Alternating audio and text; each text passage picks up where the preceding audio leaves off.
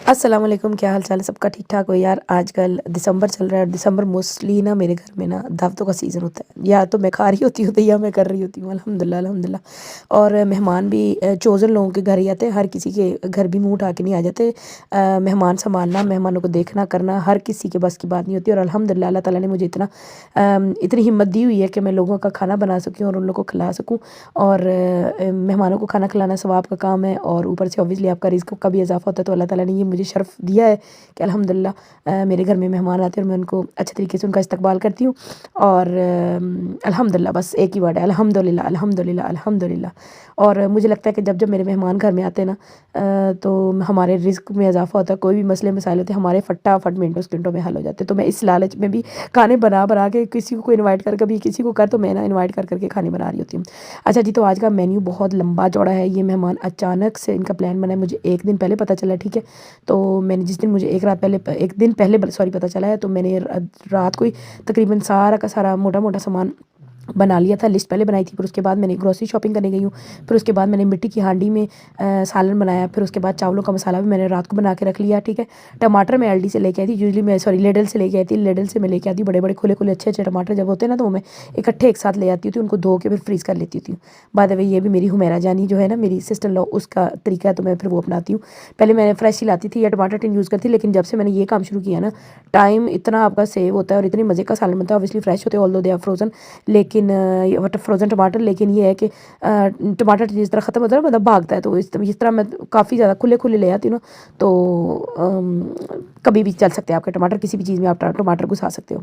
अच्छा जी, आते हैं अभी अब सेटिंग की तरफ। मैंने आज सोचा कि मैं ना तवा सेटिंग करूँगी, क्योंकि मर्द ही मर्द है, मर्दों की दावत है तो मर्द ही मर्द होंगे, लेडीज़ नहीं है। मैंने ना खाना पका के ऊपर अपने रूम में चली जाना है। ये लोग पहले लिविंग एरिया में हो गया, हमारा ओपन प्लान घर है, कोई मतलब वो वाला सीन नहीं है। लेकिन जब पर्दे का सीन होता है ना, मतलब पर्दा वगैरह करना होता है, तो पार्टीशन हम लोग, मैंने सेपरेट ली हुई है, पार्टीशन लगा लेते हैं हम लोग। और फिर ये कि मर्द हज़रात उधर होते हैं, मैं इधर कुकिंग कर रही होती हूँ। लेकिन जब मैं खाना लगा लेती हूँ मिडल आइल पे सेटअप करके, मैं सारा ऊपर चली जाती हूँ। तो फिर ये लोग जब खाना खा लेते हैं तो फिर मैं सफाइयाँ करने फिर दोबारा वापस आ जाती हूँ। अच्छा जी, मेन्यू में है हमारे पास ग्रिल फ्राइड एंड चारकोल, मतलब उसको कोयले का मैंने दम दिया हुआ है, और फिश, ठीक है। और उसके साथ हमारे पास कबाब है और हल्का सा मैंने लाल प्याज इसको काट के ना स्टीम करके ओवन में रख दिया था, ठीक है। आज मैंने सैल्मन फ़िश बनाई है। यूजुअली मैं वाइट फ़िश बनाती हूँ, लेकिन हस्बैंड को आजकल ना सैल्मन फ़िश का बहुत क्रेज़ चढ़ा हुआ है, तो सैल्मन फ़िश मैंने मसाले वाली बनाई और बड़े ही मज़े की बनी है। अच्छा, नमक वगैरह का मुझे कोई अंदाज़ा नहीं है, क्योंकि मेरा है रोज़ा, ठीक है, नफली रोज़े मैं रख रही हूँ। अच्छा जी, उसके साथ साथ हम लोग का रोस्ट है। ऑब्वियसली रोस्ट को मैंने सुबह सवख्ते उठ के मसाला लगा लिया था, और सैलड मैंने भी सुबह सवख्ते काट लिया। और उसके साथ साथ उसको मैं ना ग्रिल में लगाऊंगी, ठीक है। रोस्ट को मैं सारे के साथ आलू और जो चिकन है, रोस्ट जो मसाला मैंने लगाया हुआ वो मैं ओवन में डालूंगी और उधर कुक करूँगी ओवन के अंदर। अच्छा जी, इधर मैंने अपने दोनों तवे निकाल लिए थे, ठीक है। मुझे समझ नहीं आती मैं सेटिंग क्या करूँ, क्योंकि मैंने मेन मतलब ना सालन एक ही बनाया था। मुझे था कि जब तवा शवा बनाओ ना, या इस तरह स्पेशली जब मर्द हज़रात होते हैं तो उनको ना गोश्त का सालन के ऊपर वो ज़्यादा टूटते हैं। और आजकल जो मैं नई रेसिपी जिस तरीके से मैं बना रही हूँ ना, ये गोश्त का सालन मिट्टी की हांडी में, तो उसमें ना मुझे ना बड़ा मज़े का लगता सालन। मुझे था कि ये मर्द हज़रात ज़्यादा पसंद करेंगे, तो मैंने एक ही सालन बनाया। और आई थिंक ये मैं अक्लमंदी कर रही हूँ, ये मैं एक ही सालन बनाती हूँ, ज़्यादा बेस्ट है। क्योंकि सारे लोग ना बाकी स्टार्टर्स पे टूटते हैं, मैं मतलब सालन पे कम ही होता है। स्पेशली गोश्त वगैरह हो तो ज़्यादा मर्द हज़रात तो गोश्त के दीवाने हैं, ठीक है। और बाय द वे गाइस, ये मेहमान हमारे स्कॉटलैंड से आ रहे हैं, ठीक है।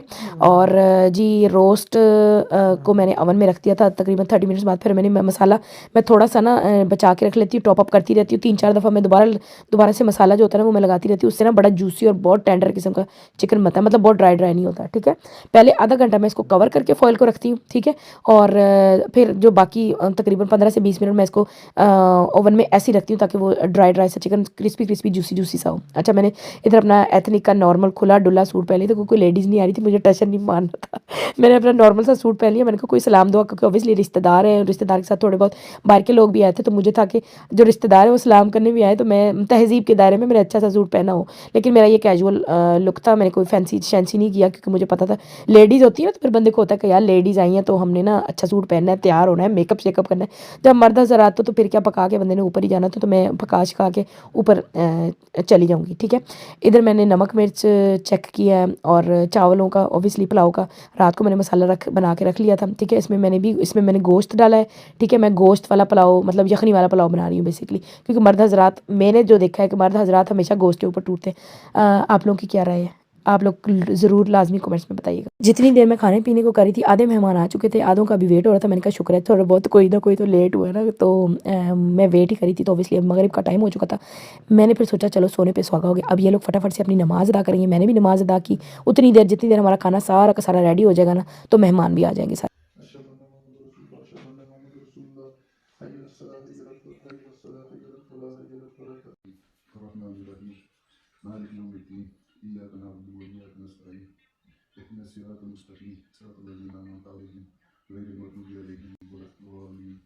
नमाज़ बहुत ज़रूरी है। आई एम श्योर सबको पता होगा। हम सब मुसलमानों के लिए नमाज़ बहुत ज़रूरी है। जिधर भी हूँ जैसे भी हूँ, आई थिंक एज के साथ साथ बंदे को रियलाइज़ होता है। छोटे होते तो देखते थे कोई सफ़र में पढ़ रहा है कोई किस तरह। मुझे अभी भी याद है जब हम लोग पाकिस्तान जाते थे तो ना मेरे ससुर अल्लाह जन करे कहीं भी गाड़ी रोक के ना वो मस्जिद ढूंढते थे और नमाज़ पढ़ते थे। When we used to be out and about. तो वो चीज़ उस वक्त मेरी नमाज की पाबंदी नहीं थी, लेकिन अब जब समझ आती है, डे बाय डे एज बढ़ती जा रही है, अब रियलाइज़ हो रहा है कि नमाज कितनी ज़रूरी है। नो मैटर व्हाट, अगर आप नमाज़ नहीं पढ़ते ना तो आपको इतना खालीपन फ़ील होता है। घर में हो, बाहर हो, कहीं भी हो। मुझे होता है जैसी अज़ान का नोटिफिकेशन मेरे फ़ोन पे आता है ना, मुझे होता है मैं बैठ के पढ़ लूँ, कहीं पढ़ लूँ, कहीं किसी भी कीमत पे किसी भी हालत में फटाफट से नमाज़ अदा कर दूँ। हालांकि जो सराउंडिंग में मेरे पीपल होते हैं वो कहते हैं यार तू घर जाके पढ़ सकती। मैं कहती हूँ नहीं, घर जाके मुझे नहीं पता मैं घर पहुँचूँगी टाइम पर, नहीं पहुँचूँगी, लेट हो जाऊँगी, मेरी नमाज़ कज़ा हो जाएगी, या पता नहीं मेरे घर में कदम देने के नहीं। ये तो अल्लाह ताला की ज़ात जानती है ना। तो आप जिधर हो, जैसे भी हो, जिस हालत में हो, बावज़ू रहा करो हमेशा। उससे भी आपके घरों में बरकत आती है। और दूसरा अगर आप हो सके तो हर वक्त बावज़ू रहा करो। और ये है कि नमाज जिस हालत में भी हो, जिधर भी हो, आप फटाफट से नमाज अदा कर दिया करो, क्योंकि अल्लाह ताला को यही पसंद है। फटाफट अज़ान हो और उधर मेरा बंदा फटाफट अज़ान की हय्या अलल फलाह हो उधर, और उधर मेरा बंदा नमाज नहीं ले।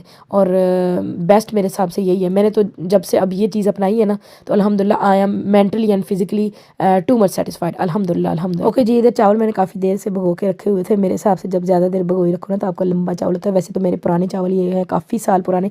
मैं चावलों का लेके स्टॉक मैंने कोई 100-150 किलो चावल लेके रखा हो। ऑल्दो हमारे घर में आटा ज़्यादा चलता है, रोटी मतलब रोटी हमारे बच्चे भी ज़्यादा शौक से खाते हैं, मेरे हस्बैंड भी और मुझे भी। चावलों से मुझे फ़ील होता है कि मेरा गट इशू ना उसको स्पार्क लग जाता है, मुझे तकलीफ़ शुरू हो जाती है। तो मैं चावल कम ही पकाती हूँ अपने लिए भी। मुझे कम ही होता है कि मैं खाऊँ या पकाऊँ। हस्बैंड को भी इतने ज़्यादा कोई पसंद नहीं है चावल, बच्चों को भी नहीं। तो रोटी और हमारे घर में आटा बहुत लगता है माशाल्लाह माशाल्लाह से। अच्छा, इधर जिब्राइल साहब को पता था और छोटी बेटी को भी, जब मेहमान आ जाए या माँ फ़ोन पे हो ना, इनको होता है अब हमने चॉकलेट्स की तरफ जाना है या क्रिस्प की तरफ जाना है या हमने स्वीट्स, तो मैंने ये जेलीज वाली स्वीट्स लाई थी।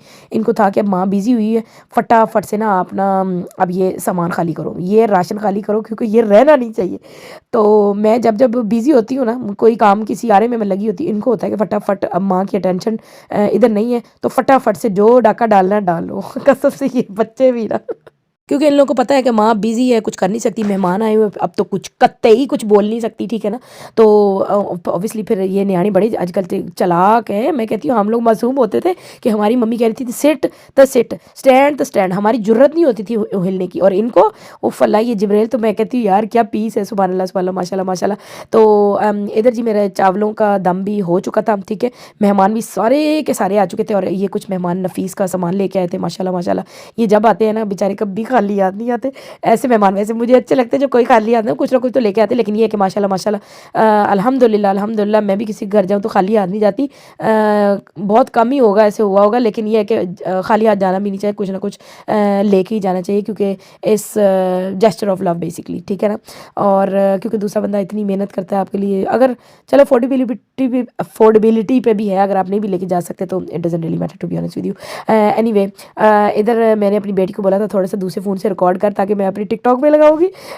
तो मेरा सालन भी इधर रेडी हो चुका था। मेरे फिर दिमाग में एक चुल आई कि मैंने कहा देचकी छोटी रखती हूँ, ये बाय द वे मैं पाकिस्तान से लेके आई थी, ठीक है। ये मैं छोटी देचकी रखती हूँ मिडल में, और इसके अराउंड में पूरा तवा का मैं प्रॉपर सिस्टम करती हूँ। सारा का सारा सामान मैंने ट्रेज वगैरह में कुछ नहीं एक्स्ट्रा नहीं करना था। मैंने सोचा था कि मैं डिफरेंट करूँगी, क्योंकि मर्द हज़रात है उनको पसंद आएगा। ज़्यादा बर्तन भी नहीं निकालते आजकल, तो वैसे भी तवा ट्रेंड में है, तो मैंने सोचा कि इस तरह करती हूँ। सो मिडिल में हांडी में मैंने रखा 2 तवे किए मैंने, ठीक है।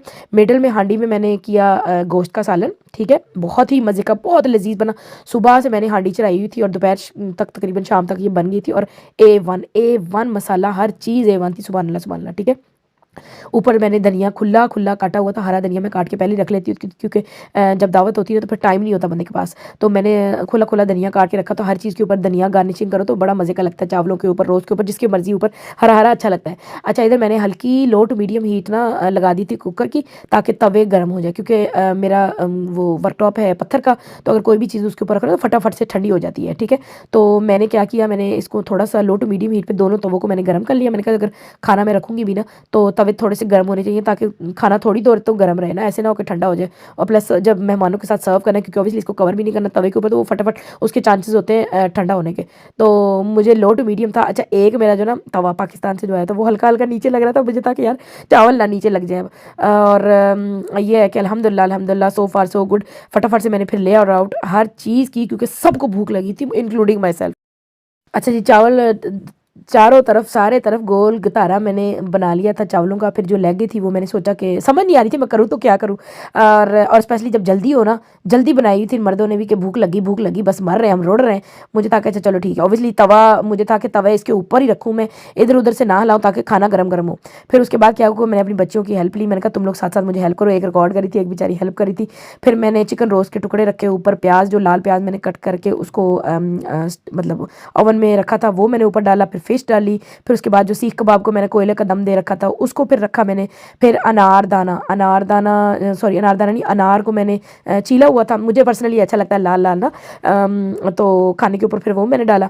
अच्छा, नान मैंने गर्म करके और सालन के अंदर हल्के हल्के डिप करके ना पहले उनको स्क्वायर्स में कट कर लिया, ये ट्राइंगल में कट कर लिया। फिर उसके बाद मैंने क्या किया कि इनको हल्का सा सालन में डिप करके ना इनको गर्म कर लिया, क्योंकि उससे टेस्ट बहुत अच्छा आता है। और हमारा तवा तैयार हो गया।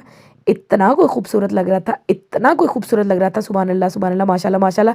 ये तुम लोग की सोच है, मतलब वो लोग मुझे ऊपर आवाज़ें आ रही थी कि यार वो पिक्चर्स ले रहे हैं, वीडियोस ले रहे हैं, and they were like amazed by the tawa. मैं अपनी मुंह मियाँ मिट्टू वाली वो वाली सीन नहीं है, वो अपनी तारीफ नहीं करी, मैं सच बोल रही हूँ। अच्छा, फिर एंड में हम लोगों ने डिज़र्ट्स था, कावा था ऑब्वियसली, मिठाई थी, केक था, और मैंने बनाई हुई थी फिरनी, बड़ी ही मज़े की फिरनी थी। और मैं कहती हूँ मिठाई तो गई पाकिस्तान से स्पेशल मेरे डैडी मम्मी लेके आए थे अखरोटों का सोन हलवा, और हलवा भी था ऑब्वियसली, दावत शॉप बॉट, और कावा मेरे हाथ का बना हुआ, और शक्कर के साथ और ब्राउन शुगर के साथ हम लोगों ने सर्व किया। और मेरा दिन कुछ ऐसा गुजरा, और आजकल ऐसे ही दिन गुजर रहे हैं, बिजी गुजर रहे हैं, दिन बहुत छोटे हो गए, दिनों का कोई पता नहीं लग रहा। सबाजानी का सर किचन में दिया हुआ है, हांडियों में दिया हुआ, पतीलों में दिया हुआ, आजकल कोई सुरत नहीं है। स्कूल है, मस्जिदें हैं, घर है, मेहमान है, किटी पार्टी है, चाय है, और सबा जानी है। अल्हम्दुलिल्लाह अल्हम्दुलिल्लाह बहुत लाइफ अच्छी गुजर रही है, बहुत बिजी गुजर रही है। और मेरे हिसाब से बिजी होना बहुत अच्छा है, क्योंकि आपको शैतान के शर से ये बचाता है। ठीक है ना, दुआओं में याद रखो अपना बहुत सारा ख्याल।